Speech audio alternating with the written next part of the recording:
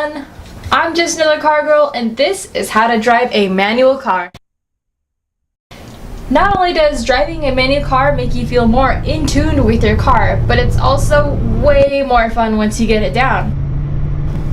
There is so much more you can do with a manual car, such as learning to drift, drag race like a pro, donuts and burnouts, want to impress the ladies. Or if you are ever to travel around the world, knowing how to drive a manual car is crucial. Especially in places such as Europe and India, where manual cars are still primarily used, even for rental cars. This is due to automatic cars being more expensive or having higher insurance ratings. Even today, 70% of England's cars produced and sold are manual. So let's get to it. Number 1. When you're first getting into your car, note all of the surroundings. You have 3 pedals, the shifter, and the handbrake. The pedals are your clutch, brake, and gas. The shifter allows you to move between gears. Mine is 1 through 5. And the handbrake keeps your car from coasting, and it also works great for safety precautions just in case your car stalls or jumps if left in first gear. As you get into your car, you will notice that the car will either be in neutral or in first. I like to keep mine in neutral if I'm parked on level ground. My reasoning is because of habit with valeting. If someone tries to move a car and doesn't know how to drive a manual and lets the clutch out too soon, their car will lunge forward and cause damage to anything around it. However, if it is parked in first, it's just another safety precaution to keep the car from rolling along with the use of the handbrake.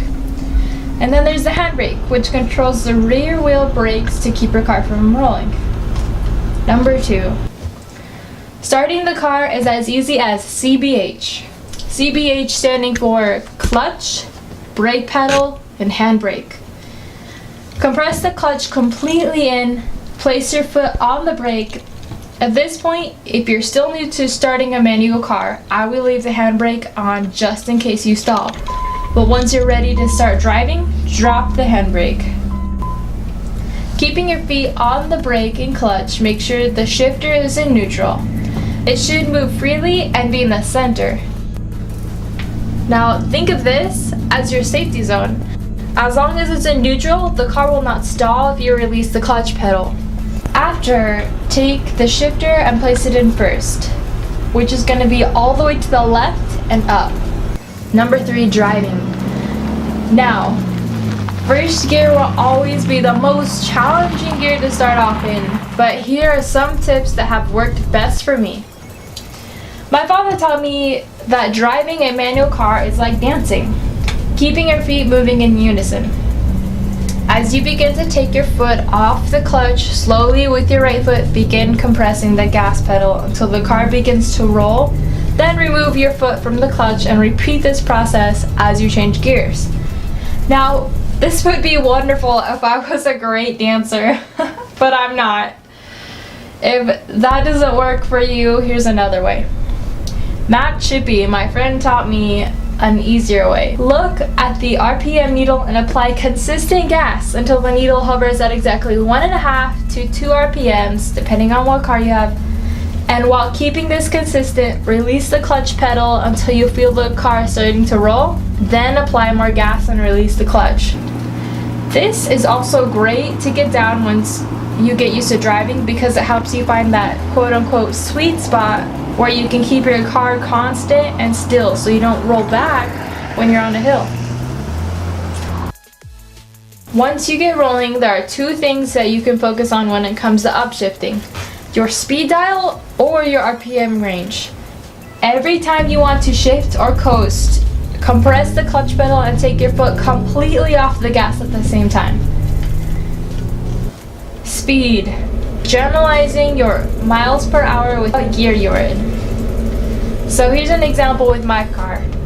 10 to 15 miles per hour I'm in first gear. 20 to 35 miles per hour I'm in second gear. 35 to 40 miles per hour I'm in third gear.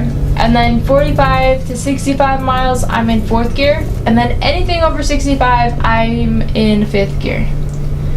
Another thing to focus on is your RPM gauge, aka revolutions per minute or revs per minute. Imagine that this is the energy you are building up in the engine and you're gonna release it when you let the clutch out. Study your gauge and notice where the red line is. This is very crucial. Your needle never reaches the red line because this is where you're pushing the air engine too hard and it can cause major damage.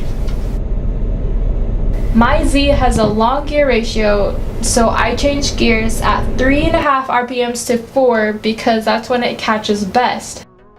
If you keep all of this in mind, downshifting is going to be the same, except you're focused more on speed and not on RPMs.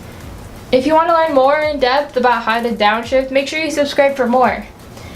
This might seem like a lot of information at one time if you're just getting started, but don't let it overwhelm you. Just go and have fun with it. Don't have a manual car? Find a friend with one or go to your local dealership to test drive one for practice. Was this video helpful? What's your car gear ratio? Are there easier ways you were taught to drive a manual? Let me know in the comment section below. Thanks for watching, and as always, stay tuned for more.